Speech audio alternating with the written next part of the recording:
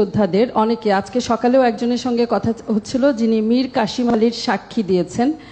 তার সাক্ষ্য প্রমাণের ভিত্তিতে খুবই শক্তিশালী সাক্ষী। আমি তার নিরাপত্তার স্বার্থে এখানে নাম পরিচয় বলছি না।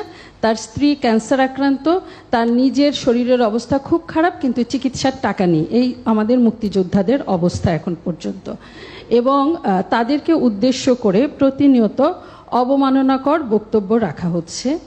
ঠুসঠাস কোটা থেকে শুরু করে নিশ্চয়ই আপনার নজরে এসেছে। তিনি তার ব্যক্তিগত অসুবিধার কথা বলার সাথে সাথে গণমাধ্যমে দেখেছেন যে আজকে আপনার সংবাদ সম্মেলন এ বিষয়ে আপনার দৃষ্টি আকর্ষণ করার জন্য অনুরোধ জানিয়েছেন। এই অবমাননা তারা সহ্য করতে পারছেন না। কিছু করণীয় এই রাষ্ট্রের আছে কিনা? যারা কোটা বিরোধী আন্দোলন করছেন তারা সব সমাধান আপনার কাছে চান, তারা আদালতের পথে যেতে চান না।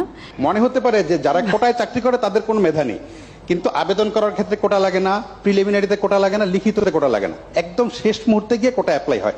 তখন আসলে মেধায় সবাই সমান। এখন আমার সামনে যদি দুইটা অপশন থাকে যে দুইজনই সমান মেধাবী, একজন মুক্তিযুদ্ধের সন্তান, একজন রাজাকারের সন্তান, আমি অবশ্যই মুক্তিযুদ্ধের সন্তানকে চাকরি অবশ্যই জি, সেটা একটা। ফলে মেধা এবং কোটা খুব সহজে মানুষকে বিভ্রান্ত করা যাচ্ছে যে সব মেধাবীরা চাকরি না নিয়ে কোটার চাকরি। আপনাকে খুবই ধন্যবাদ যে আপনারা গত 10-12 দিন ধরে আন্দোলন হচ্ছে, আপনারা অসীম ধৈর্যের সাথে আন্দোলন মোকাবেলা করছেন, এবং যারা আন্দোলন করছে আমি তারা সংক্ষুব্ধ, চাকরি না পেয়ে বঞ্চিত, তাদের ক্ষোভের সাথে আমার খুবই একমত। তাদেরকে পিছনে কি অন্য কেউ ইন্ধন জুগিয়ে ভুল বুঝিয়ে বিভ্রান্ত করে মুক্তিযুদ্ধের মুখোমুখি করার জন্য করছে কিনা, আমার আপনার কাছে আবেদন থাকবে যে আপনারা যেই ধৈর্য দেখিয়ে যাচ্ছেন সেটা দেখিয়ে তাদের সাথে যদি কোনোভাবে তাদেরকে বুঝিয়ে শুনিয়ে, আগামী 7ই আগস্ট পর্যন্ত কিছু করার নেই, কারণ সেদিন আপিল বিভাগে শুনানি হবে, তারপর আপিল বিভাগের রায়ের পরে হয়তো নির্বাহী বিভাগ কি করবে না করবে, ততদিন অন্তত তারা যাতে বুঝতে পারে, সেটা আপনি যদি অনেক সংবেদনশীলতার সাথে যদি বিষয়টা বিবেচনা করেন তাহলে ভালো হয়।